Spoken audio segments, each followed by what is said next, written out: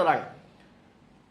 ஹாத்திப் இப்னு அபி பல்தா என்கிற ஒரு நபி தோழர், நபிகள் நாயகம் மக்கா வெற்றி கொள்ளப்படக்கூடிய அந்த நிகழ்வு நடைபெறுவதற்கு முன்பு மதீனாவில் இருந்து கொண்டு ஹாத்திப் இப்னு அபி பல்தா என்கிற அந்த சஹாபி நபிகள் நாயகம் ஸல்லல்லாஹு அலைஹி வஸல்லம் அவர்களின் நடவடிக்கைகளை ஒரு கடிதமாக எழுதி இணை வைப்பாளர்களுக்கு அனுப்பி வைக்கிறார். இது ரசூலுல்லாஹ்வுக்கு அல்லாஹ் வஹீயின் மூலமாக தெரிவித்து விட்டான். ரசூலுல்லாஹ் அங்கே போங்க, ரௌதத்து ஹாஹ் என்கிற அந்த இடத்திற்கு செல்லுங்கள், ஒரு பெண்மணி கடிதம் வைத்திருப்பால், அந்த கடிதத்தை வாங்கி என்னிடம் கொண்டு வாருங்கள்ன்றாங்க ரசூலுல்லாஹ். சஹாபாக்கள் போவாங்க, அல்லாஹ்வின் தூதர் சொன்னது போலவே அங்கே ஒரு பெண்மணி இருப்பால், அவரிடம் கடிதத்தை கேட்பார்கள், முதலில் முரண்டு பிடிப்பால், பிறகு தருவால், அந்த கடிதத்தை வாங்கி கொண்டு வருவார்கள். பார்த்தா கடிதத்தில் எழுதியிருக்கு, இந்த கடிதம் ஹாத்திப் இப்னு அபி பல்தா எழுதி கொள்வதாவது. யாரு? ஒரு சஹாபி. யாருக்கு? ரசூலுல்லாவை பற்றி. அவர்களின் உளவு கிட்டத்தட்ட ராணுவ ரகசியத்தை லீக் பண்ற மாதிரி. ரசூலுல்லாஹ் ஒரு கவர்மெண்ட் தானே, ராணுவ ரகசியத்தை லீக் பண்றாங்க. இதை பார்க்குறாங்க. பார்த்தவொடனே சஹாபாக்கள்லாம் கொந்தளிக்கிறாங்க. ஹாத்திப் இப்னு அபி பல்தா ஏன் இவ்வாறு செய்தார்? விடக்கூடாது அவரை. ரசூலுல்லாஹ் நிதானம் அவரை கூப்பிடுங்க, ஃபர்ஸ்ட் அவரை கூப்பிடுங்கன்னாங்க. வந்தாங்க. மா ஹாதா யா ஹாத்திப், ஹாத்திப் அவர்களே, என்ன இது? என்ன உங்கள் பேரில் ஒரு கடிதம் போகுது, நீங்கள் தான் எழுதுனீங்களா, என்ன விஷயம் அப்படின்னு கேட்குறாங்க. ஹாத்திப் அவர்கள் சொன்னார்கள், லாம் அல்லாஹ்வின் தூதரை, நான் தான் எழுதுனேன். அதுக்கு காரணம் சொன்னாங்க, உங்களோடு இருக்கிற ஏனைய மோமின்கள், அவர்களின் சொந்த பந்தங்கள் மக்காவில் இருக்கிறார்கள், அவர்களுக்கு உறவினர்கள் இருக்கிறார்கள், அவர்களை பாதுகாத்துக் கொள்ளக்கூடிய உறவினர்கள் இருக்கிறார்கள்.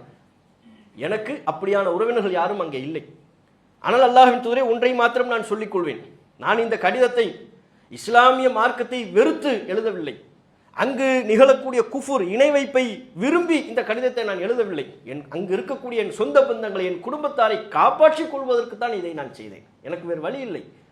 இவர்களுக்கெல்லாம் அங்கே தம்முடைய உறவுகளை பாதுகாத்துக் கொள்ளக்கூடிய ஏனைய உறவுகள் இருக்கிறார்கள், சப்போர்ட்டுக்கு ஆள் இருக்கு, எனக்கு சப்போர்ட்டுக்கு ஆள் இல்லை. அப்ப என்ன வேண்டுமானாலும் நடைபெறலாம். இந்த கடிதத்தை எழுதி அவர்களோடு ஒரு இணக்கத்தை உண்டாக்கி என் சொந்த உறவுகளை பாதுகாத்துக் கொள்ள நான் விரும்பி இதை செய்தேன். உண்மை என்னவோ அது ஓப்பனா சொல்றாங்க.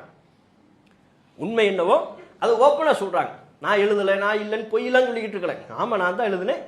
இஸ்லாத்தை நான் விரும்புகிறேன், இஸ்லாத்தை நான் வெறுக்கவில்லை, குஃப்ரை நான் வெறுக்கிறேன், குஃப்ரை நான் விரும்பவில்லை. இதை எழுதியதனுடைய சூழ்நிலை இதுதான் அப்படின்னு சொன்ன உடனே இந்த விளக்கத்தை கேட்டதற்கு பிறகும் உமர் அவர்கள் கடுமையாக கோவப்படுறாங்க. இதெல்லாம் ஏற்றுக்க முடியாது, என்ன விளக்கம் இது? அதுக்காக நம்ம ராணுவ ரகசியத்தை லீக் பண்ணுறதா? அல்லாஹ்வின் தூதரே, அனுமதி கொடுங்க. அவ்ரிபு ஹாதல் முனாஃபிக், இந்த முனாஃபிக், இந்த நயவஞ்சகளை நான் வெட்டி விடுகிறேன், எனக்கு அனுமதி கொடுங்க என்று உமர் ரலியல்லாஹு அன்ஹு கேட்டாங்க. நபிகள் நாயகம் ஸல்லல்லாஹு அலைஹி வஸல்லம் அவர்கள் உமர் அவர்களை கண்டித்தார்கள். உமரே, என்ன அவரை போய் முனாஃபிக்ங்கிறீங்க? அவர் யார் தெரியுமா?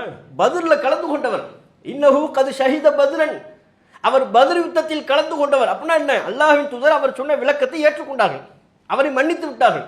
அவரை வெட்டி விடுகிறேன் என்று சொன்ன பொழுது நபிகள் நாயகம் கண்டித்து, உமர் அவர்களுக்கு கண்டித்து கருத்து சொல்கிறார்கள், அவர் பத்ர்ல கலந்துகிட்டவருங்க. பதிலில் கலந்துக்கிறதா இருந்தால் இந்த மார்க்கத்தை எவ்வளோ விரும்பினா அவ்வளோ நெருக்கடியான நேரத்தில் நம்மளோட இருந்திருப்பார். அப்படிப்பட்ட ஒருவரை நீ வெட்ட போறேன்னு சொல்றீங்களா?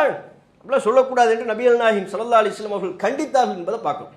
இதில் அல்லாஹ்வின் தூதர்கள் மனிதர்களின் தவறுகளை ஜட்ஜ்மெண்ட் பண்றதுல கூட நிதானத்தை கடைபிடிக்கிறாங்க பாருங்க. வெளிப்படையில் என்ன தெரியுதோ டக்கு டக்குன்னு அவன் கெட்டவன், இவன் மோசமானவன், இவன் மகா மோசமானவன்.